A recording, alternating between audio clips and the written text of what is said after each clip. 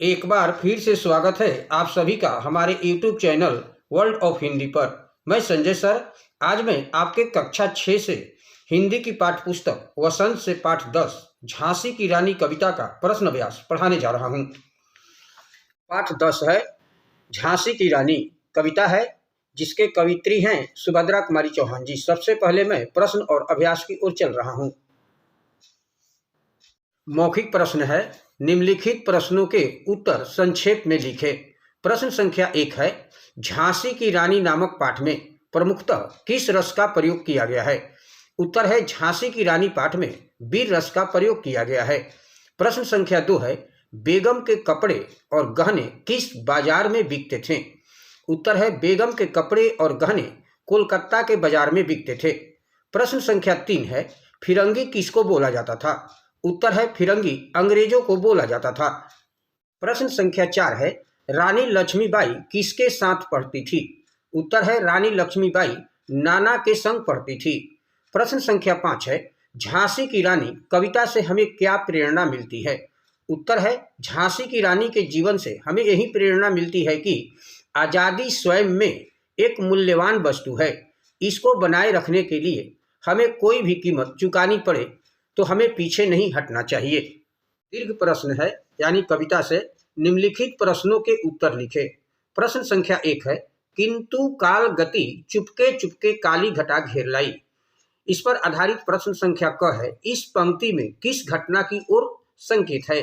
उत्तर है इस पंक्ति में झांसी के राजा और रानी लक्ष्मीबाई के पति महाराज गंगाधर राव की मृत्यु की ओर संकेत किया गया है।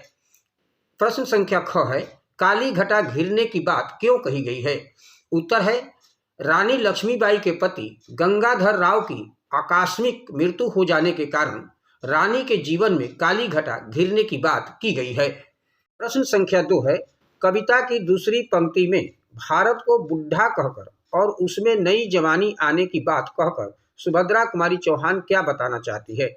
उत्तर है कवयित्री सुभद्रा कुमारी चौहान ने भारत को बुढ़ा कहकर यह बताने की कोशिश की है कि उस समय भारत अंग्रेजों की गुलामी कर कमजोर हो गया था। भारत में अंग्रेजों से आज़ादी का जोश खत्म सा हो गया था, परंतु 1857 की क्रांति ने इस दशा को पलट दिया। भारत के लोगों में उत्साह, नया जोश और उमंग भर दिया। इसको कवयित्री ने नई जवानी कहा है। प्रश्न संख्या 3 है, झांसी की रानी के जीवन की कहानी अपने शब्दों में लिखो और यह भी बताओ कि उनका बचपन तुम्हारे बचपन से कैसे अलग था। उत्तर है झांसी की रानी लक्ष्मीबाई के बचपन का नाम मणिकर्णिका था, परंतु लोग प्यार से इन्हें मन्नू कहते थे। जब यह 4 वर्ष की थी तभी इनकी माता का निधन हो गया। बचपन में ही इन्होंने शास्त्र के साथ शस्त्र तथा घुड़सवारी सीखा। इनका विवाह झांसी के राजा गंगाधर राव से हुआ, परंतु जल्द ही राजा की आकस्मिक मृत्यु हो गई।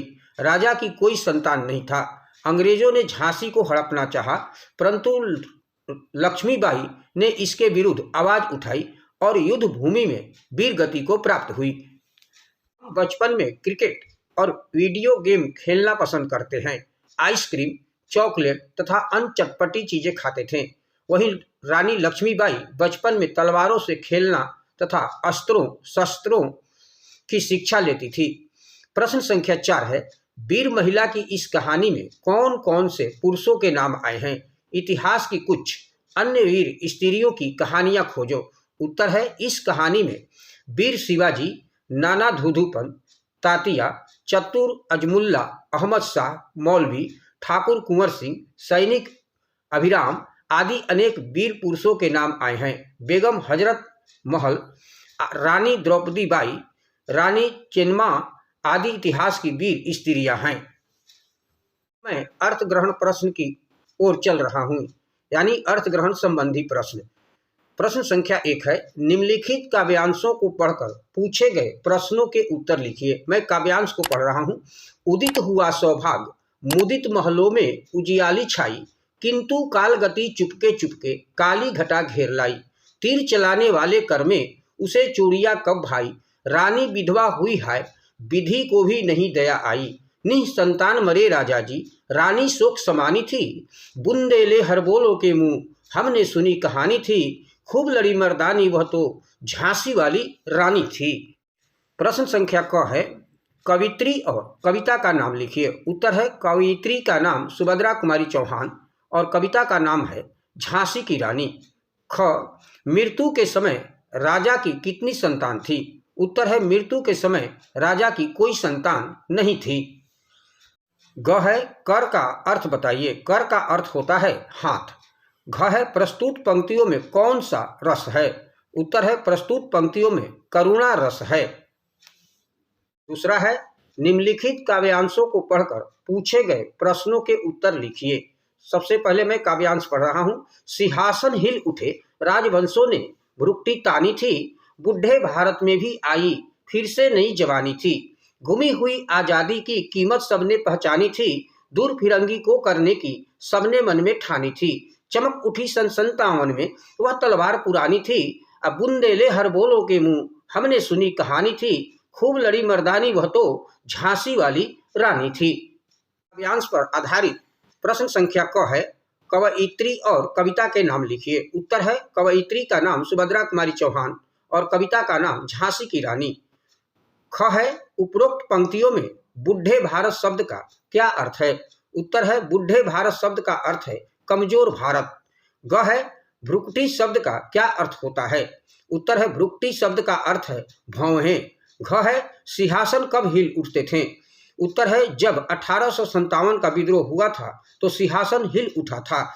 इस तरह से यह पाठ यही समाप्त हुआ। Thank you. मैं संजय सर।